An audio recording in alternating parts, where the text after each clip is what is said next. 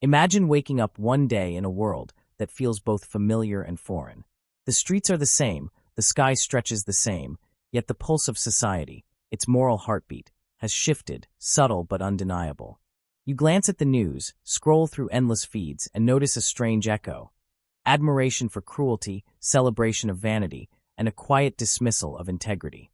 What was once unthinkable now passes without comment. Somewhere, almost imperceptibly, the axis upon which our values once turned has tilted. How did we arrive here? Was this sudden, or has it been unfolding like a slow, deliberate erosion beneath our very feet? Nietzsche, over a century ago, spoke of the death of God. Not merely a theological statement, but a declaration that the moral framework that guided civilization was disintegrating. And yet, we continue as though nothing has changed, reaching for meaning in hollow rituals, chasing ephemeral pleasures while the ground beneath moral certainty crumbles. Consider this. Your neighbor may cheat without shame, your coworker may betray trust for fleeting gain, and your leaders may manipulate truths without remorse. You might think, this is just human nature. But is it? Or is it something more insidious, a collapse of the very principles that once anchored our collective conscience? Can society survive when the compass of right and wrong spins endlessly, pointing in contradictory directions? Even in your own life, perhaps you've felt it. That subtle dissonance when you sense the world no longer rewards virtue, when honesty seems naive and courage feels punished. There's a paradox here. While we outwardly demand justice, compassion, and loyalty, we increasingly tolerate, even embrace, their opposites. Why does this contradiction feel so uncomfortable, yet also so inevitable? Could it be that the moral void Nietzsche warned of has been quietly widening, and we are standing on its edge without realizing it? And the questions don't stop there. If values are collapsing around us, are we merely victims of circumstance, or are we complicit? Every choice, every passive observation, every act of silence contributes to the shape of this new world. Are you adapting, resisting, or surrendering? Can one individual, or even one generation, reverse a tide so profound? Or is this an existential inevitability, a psychological and cultural force too powerful to contain? Look deeper.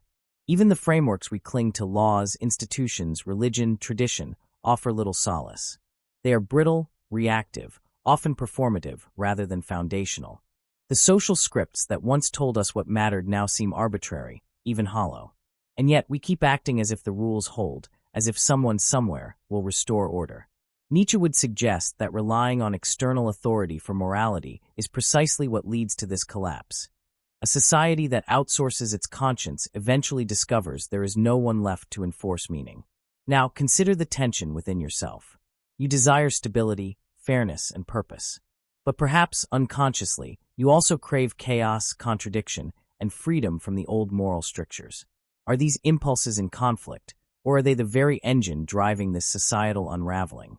Every act of convenience over principle, every compromise in the name of comfort, adds fuel to the fire. We are both witnesses and participants in a cultural unmaking, yet most of us remain blind to our role. So, we arrive at the great question. What happens when the scaffolding of values collapses? Can a society, or an individual, truly endure when the ground of meaning is no longer firm? Will we flounder in existential emptiness, or will we find a new horizon, a new ethics that rises from the ruins of the old? And in this void, you are forced to confront yourself. Not the persona you project online, not the mask you wear for others, but the raw, unfiltered self. If values are collapsing, what will you choose to uphold? What will you abandon? The answer is not obvious, and the cost of ignorance may be higher than you imagine. This is where the journey begins, not with solutions but with confrontation. You are standing at the edge of a chasm, and behind the veil of normalcy, a profound collapse is unfolding. The question is no longer abstract. It is immediate, existential, and deeply personal. And as you peer into the depths, you must ask yourself, will you simply fall, or will you learn to navigate the void that Nietzsche predicted over a century ago? Beneath the surface of this moral unraveling lies a subtle, almost imperceptible force, one that has been shaping human thought and society for centuries. It is not merely a matter of corrupt leaders or shifting trends. It is rooted deep within the architecture of the human psyche and the contradictions of civilization itself. To understand the collapse of values, one must confront not only society, but the inner mechanisms that make such collapse inevitable. Carl Jung spoke of the shadow, the unacknowledged, darker parts of ourselves that we refuse to confront.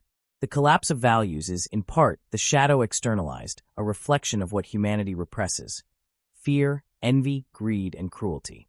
When these impulses are denied or hidden, they fester, and society, collectively, begins to act out this hidden darkness.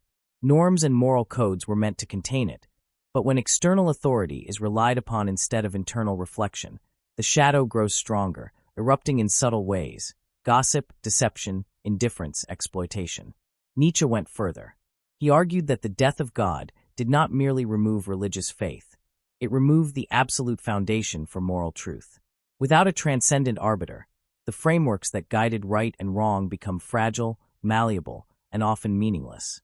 We live in a world that claims freedom yet punishes virtue, celebrates mediocrity while ostracizing courage. The paradox is psychological as much as societal. We crave meaning, yet we resist the discipline and sacrifice it demands.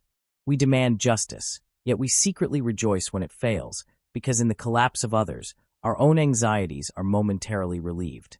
Even Schopenhauer foresaw this tension, though in his own bleak, uncompromising way. Human desire, he said, is an endless loop, and satisfaction is an illusion. Values collapse because we do not confront the root of human suffering, the restless will that drives all action. We cling to moral codes as scaffolding, but the will is stronger than the scaffold. When the scaffolding becomes inadequate, the collapse appears not as a shock, but as inevitability. Our society, our norms, even our personal ethics, are all fragile structures built on the assumption that human desire can be tamed. Yet it cannot.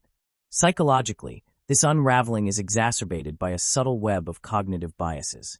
Confirmation bias ensures that we surround ourselves with beliefs that reinforce convenience, not truth. Moral licensing allows us to commit small ethical lapses while convincing ourselves of overall goodness. Social proof lulls us into conformity, even when the crowd moves in morally questionable directions. All of these mechanisms converge to make us complicit in the decay of values while allowing us to feel innocent, even virtuous. Consider the role of society itself. Huxley warned that a society obsessed with pleasure and distraction would trade depth for immediacy. Today, we live in a hyper-stimulated, hyper-connected world where attention is fragmented and reflection is scarce. Philosophical inquiry is replaced by memes, contemplation by outrage. We are constantly fed narratives that shape perception, but not understanding. The collapse of values is not just personal, it is systemic. Institutions, culture, and media propagate a kind of ethical anesthesia, numbing individuals to the slow erosion around them. And yet, it is not merely external forces that dictate the collapse. Sartre insisted that existence precedes essence, meaning that we are free, horribly, terrifyingly free, to define ourselves and our values. Freedom is intoxicating, but it is also dangerous. When no external compass exists, every choice becomes an act of moral creation. Most choose convenience, habit, or fear over responsibility. The collapse of values is, paradoxically, both a liberation and a crisis. The same freedom that could allow humanity to redefine itself is being used to abandon the very principles that make meaningful existence possible. At a deeper level, Viktor Frankl reminds us that meaning itself cannot be granted externally. It must be discovered and claimed. The hidden problem, therefore, is not just societal decay. It is the failure of individuals to confront the profound responsibility of choosing meaning in a world where old certainties have vanished. The collapse is psychological as much as cultural. Without internal moral anchors, the external structures cannot endure. And so, the process feeds on itself. As society erodes, individuals find it harder to hold to virtue. As individuals erode, society falters further. Look around you, and you see echoes of this everywhere. The rise of cynicism, the normalization of betrayal, the subtle acceptance of cruelty as entertainment. It is easy to blame others, but the hidden truth is uncomfortable. Each human mind participates in this collapse, whether through action or passivity, through denial or distraction. The roots of the problem are tangled, but the pattern is clear: repression of the shadow, avoidance of responsibility, surrender to convenience, and the slow death of introspection. We are trapped in a cycle that Nietzsche predicted. The vacuum left by the collapse of divine or absolute authority invites not liberation but chaos. And yet, it is precisely here, in this confrontation with shadow, desire, and freedom, that the possibility of awakening exists. Before the collapse can be confronted externally, it must first be understood internally. The hidden problem is not just society's decay. It is the psychological and philosophical failure to grapple with the conditions that make such decay inevitable. This is where the tension deepens.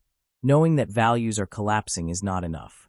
Understanding the mechanics, the shadow, the will, the biases, the systemic influences, creates a paradoxical anxiety.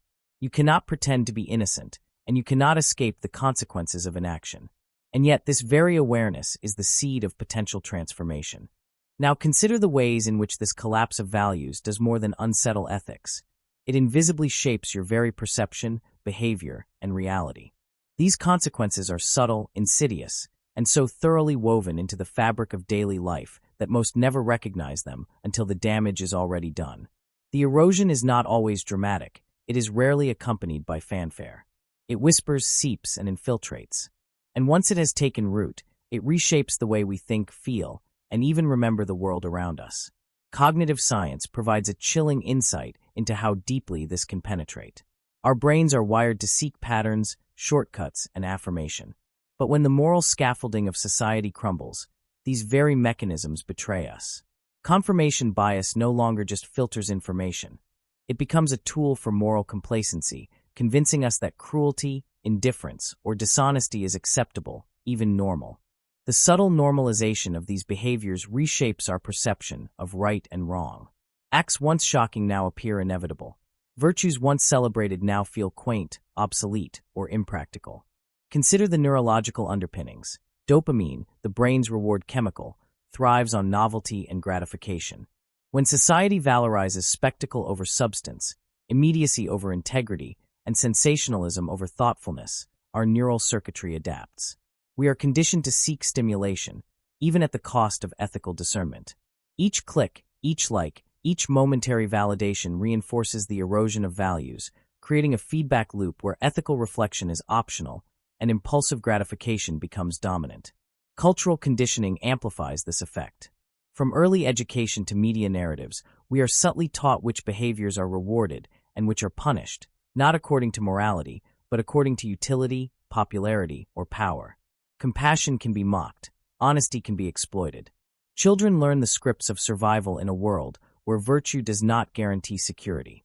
Over time, these unconscious lessons become second nature, guiding choices long before conscious thought intervenes. The societal consequences are equally profound. Institutions depend on shared values to function.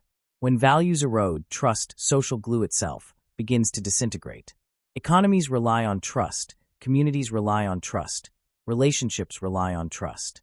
Small acts of betrayal, ignored or normalized, cascade into systemic instability. One lie begets another. One compromise paves the way for further erosion.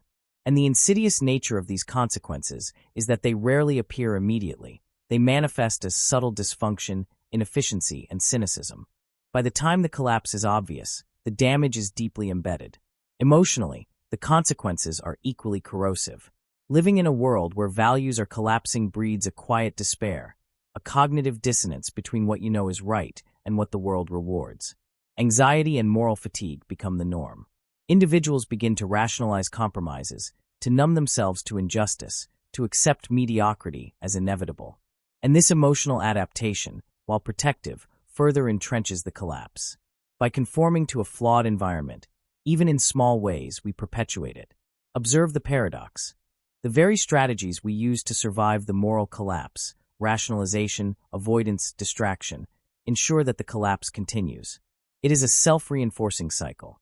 Humans, equipped with extraordinary intelligence and empathy, find themselves trapped in patterns that slowly dismantle their own ethical frameworks. And what is most terrifying is the subtlety.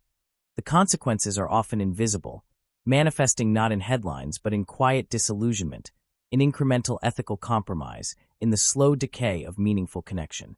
Look at society today. Outrage cycles dominate public discourse, yet long-term problems fester. Leaders exploit fear and division while virtue is co-opted or ridiculed. Cultural narratives shift constantly, rewarding spectacle over substance. And in the personal sphere, countless choices, how you spend your time, how you engage with others, how you negotiate moral dilemmas, contribute to this invisible erosion. Even a single act of passive complicity adds weight to the collapse. This is where the urgency becomes palpable. The collapse of values is not merely a philosophical concern. It is a lived reality that shapes thoughts, habits, relationships, and ultimately destiny. What you tolerate, what you ignore, and what you fail to act upon today compounds into the moral architecture of tomorrow. And therein lies the psychological trap. The very mechanisms that protect us from despair, rationalization, adaptation, distraction, ensure that the collapse continues unnoticed until it becomes overwhelming. Yet, awareness itself introduces a new layer of tension. Once you recognize these unseen consequences, you can no longer pretend that the world's dysfunction is unrelated to your actions or inaction. Every moral lapse you observe without intervention, every compromise you silently accept, every habit of passive complicity contributes to the very collapse you fear. Knowledge becomes responsibility. Awareness becomes accountability. And the question emerges: if the consequences are so pervasive and insidious, can you navigate them without being consumed? Can you break free? Or are you inevitably swept along by currents you barely perceive? The stage is now set for confrontation. The unseen consequences reveal a world where moral decay is not just abstract, but woven into thought, behavior, and culture itself. Yet in this revelation lies opportunity. The same forces that shape decay can, with conscious effort, be redirected toward restoration. The collapse is not fate, it is inertia. And inertia can be resisted. Imagine standing in the center of a crumbling city. The streets are empty, buildings half-collapsed, shadows stretching like fingers over cracked sidewalks.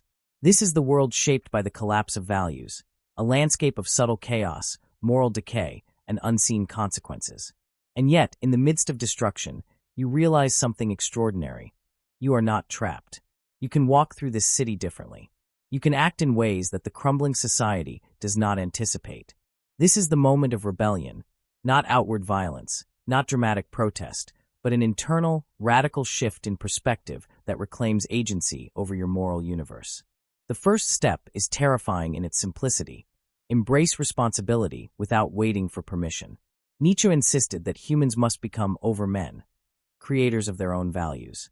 The collapse of traditional frameworks is not merely a threat, it is an invitation. If no external authority guarantees right and wrong, then the authority to create meaning resides entirely with you. This is daunting because it demands courage, self-reflection, and a willingness to confront your own shadow. But it is also liberating. In a world where the moral compass spins erratically, you become your own North Star. Counterintuitive as it may seem, rebellion begins with introspection rather than action. Observe the patterns in your thoughts, emotions, and impulses. Identify where convenience has overridden principle, where fear has silenced integrity, where apathy has masked moral responsibility. This is not about guilt, it is about clarity. By shining light on your own complicity, you reclaim the ability to act intentionally. You no longer drift with the tide of societal decay. You begin to navigate it. From there, the rebellion extends outward. Small, deliberate choices, acts of honesty, courage, and compassion become radical. In a culture that rewards indifference, these choices are defiant. They are seismic in their quietness because each one reshapes the immediate environment and models a different way of being. Consider historical figures who acted under collapse, thinkers, artists, and leaders who refused to conform to moral entropy. They did not wait for permission from society. They created value amidst chaos, and in doing so, they changed the trajectory of their world. You can do the same, in your own sphere, with acts that may seem insignificant but accumulate into profound moral gravity. Another essential principle is the rejection of passivity. Cognitive biases, social conditioning, and cultural inertia encourage inaction. Rebellion demands vigilance. Question the narratives that justify compromise. Resist the allure of moral anesthesia, the seductive comfort of everyone else is doing it. The rebellion is cultivated in the space between impulse and action, the pause where reflection, courage, and conscious choice intersect. It is here that agency thrives, and inertia loses its grip. Historical insight provides a radical template. During periods of societal collapse, from the fall of empires to cultural revolutions, those who reshaped values did so not by preserving the old, but by creating new frameworks.